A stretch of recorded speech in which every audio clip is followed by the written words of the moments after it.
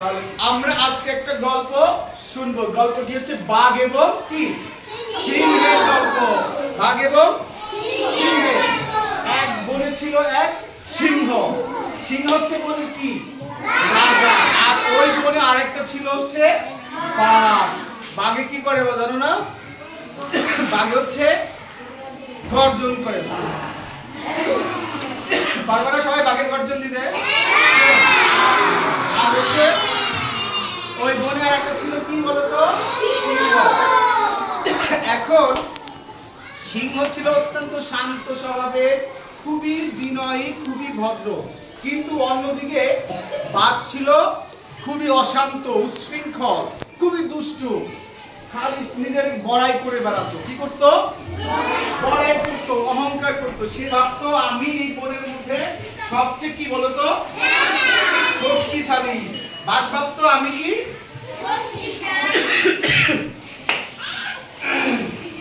তাহলে বাঘ ভাবতো এই বনের মধ্যে আমি সবচেয়ে কি বলতো শক্তিশালী।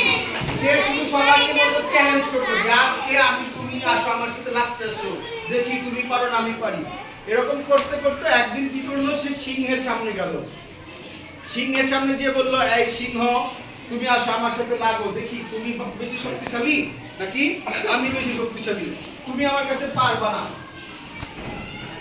তখন সিংহ বলল যে দেখো বাঘ, তুমি এত এভাবে অহংকার করা ভালো না, এরকম এত বেশি বেশি অহংকার করবা না। অহংকার ভালো কিছু বয়ে আনে না। অহংকার সবসময় কি করে, মানুষকে বিপদের দিকে ঠেলে দেয়। তোমরা কি অহংকার করতে চাও? দেখো সিংহের কথা সে না শুনে বলল, তুমি যদি আমার চেয়ে শক্তিশালী হও তাহলে আমার সাথে যুদ্ধ করো, আমার সাথে আসো, আমরা লড়াই করি, দেখি কে জিতে কে হারে। বাঘ মামার এই বাঘের কথা শুনে সিংহ চিন্তা করলো যে আমার সাথে তো লড়াইও পারবে না, ওকে আমি একটু দেখি অন্যভাবে বুদ্ধি দিয়ে একটু কি করা যায়।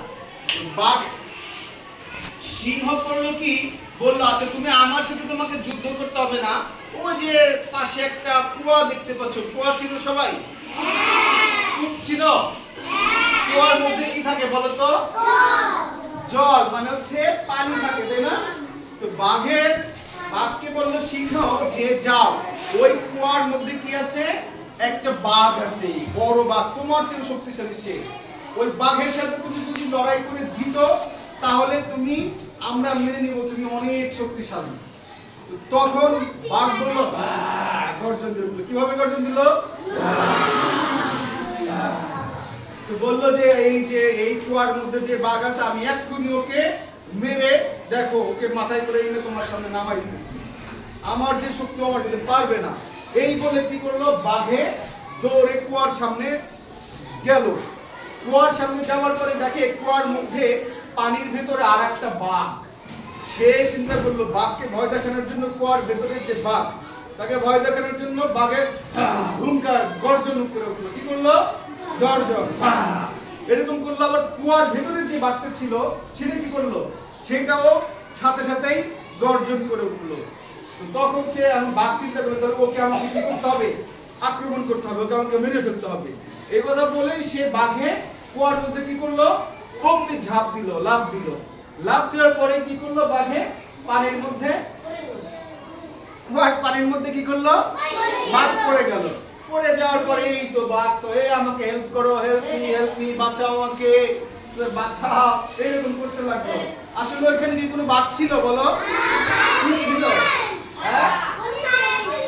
ওই বাঘেরই নিজেরই কি ছায়া ওই পানির মধ্যে ভেসে উঠেছিল। বলো হ্যাঁ। তখন ওখান থেকে যে এরকম করবে, আয়নার সামনে তোমরা যদি দাঁড়াও, তাই না, তুমি আয়নার সামনে দাঁড়ায় তুমি যদি এরকম করে, তোমারও কি আয়নার ভেতরে যে ছবি সেও তো ওরকম করবে, তাই না? বুঝতে পারছো? তাহলে বাঘে কি করেছে, ওইখান থেকে উপর থেকে যখন গর্জন দিয়েছে, ও ভাবছে নিচ থেকেও কি ছায়া, ওর ছবি ভেসে উঠছে পানির মধ্যে, ওইটা ওরকম গর্জন দিচ্ছে। ও ভাবছে ওইটা আর একটা বাঘ, এটা ভাবছে, তাই না? আসলে ও নিজেই ছিল, তাই না? পরে সবাই কি করলো, বনের অন্যান্য পশুরা মিলে সিংহ মামার সাথে বনের সবাই মিলে যে বাঘকে কি করলো, তুলে আনলো। ওখান থেকে বিপদ থেকে তাকে বাঁচালো, বাঁচানোর পরে তাকে জিজ্ঞেস করলো যে এই যে তুমি যেরকম অহংকার করো দেখে আজকে তোমার এই পরিণতি হয়েছে, তুমি কি এরকম অহংকার আরো করবা?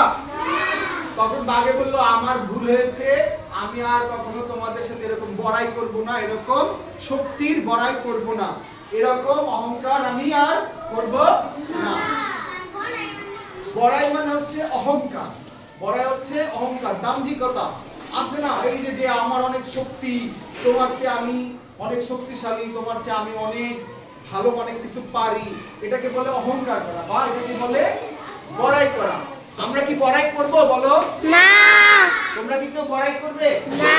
অহংকার করবে? না। তাহলে বাঘ মামার গল্প থেকে আমরা শিখলাম যে বাঘের মতো আমরা কিন্তু অহংকার করব না।